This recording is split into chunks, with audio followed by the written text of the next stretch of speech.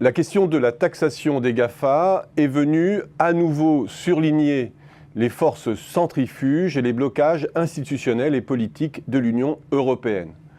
Du côté institutionnel, il y a la fameuse règle de l'unanimité sur les domaines que les pays considèrent comme sensibles. La fiscalité fait partie de cela. Et c'est pour pouvoir lever cette exigence paralysante que le président de la Commission en appelle à la règle de la majorité qualifiée concernant certains volets de la fiscalité.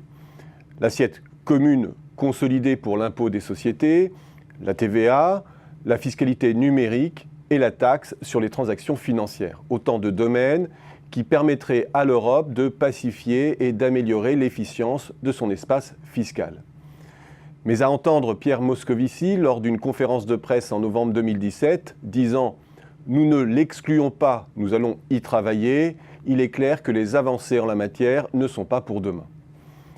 À cette dimension institutionnelle s'ajoute bien sûr au plan politique la divergence des intérêts, notamment ceux de certains petits États, Luxembourg, Malte ou l'Irlande notamment, qui ont su mettre en place des arrangements fiscaux préférentiels et dérogatoires pour les GAFA. Ils se sont fait les chevaux de Troie de la pénétration et de l'évitement fiscal des géants du numérique en Europe. Étant les seuls à extraire de la matière fiscale de ces derniers, ils n'ont rien à gagner d'une normalisation européenne.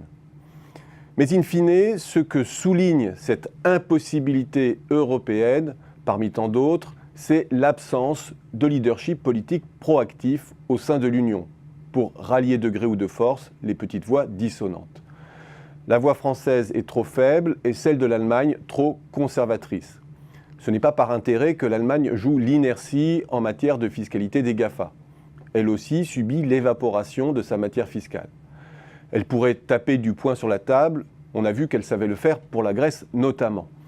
Mais la prudence allemande est symptomatique de la vulnérabilité de sa puissance. Sa suprématie industrielle la surexpose au risque de guerre commerciale et fiscale. Elle peut perdre gros et tout l'incite aujourd'hui à jouer en défense. Son avantage acquis l'amène à préserver le résultat au détriment du jeu offensif que tente d'impulser la France. Et c'est cette même prudence qui anime aujourd'hui la Suède, le Danemark ou la Finlande. Tous ces pays s'en remettent à un accord au niveau de l'OCDE, autant dire qu'ils tirent en touche.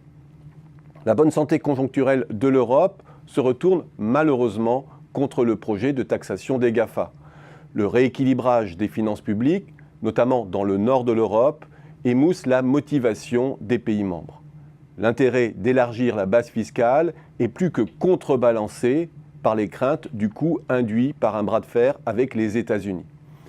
Ce n'est pas un hasard si les pays les moins allants sont aussi ceux dont les finances publiques sont les plus proches de l'équilibre. L'Allemagne, comme d'habitude, ne s'est bougée que lorsqu'elle y est acculée par un risque imminent. Ce n'est pas le cas, et pendant ce temps, l'Europe n'exclut pas de travailler à sa réforme, comme dit Pierre Moscovici. Encore une fois, l'Europe bloque lorsqu'il s'agit de traiter le problème de la divergence au cœur.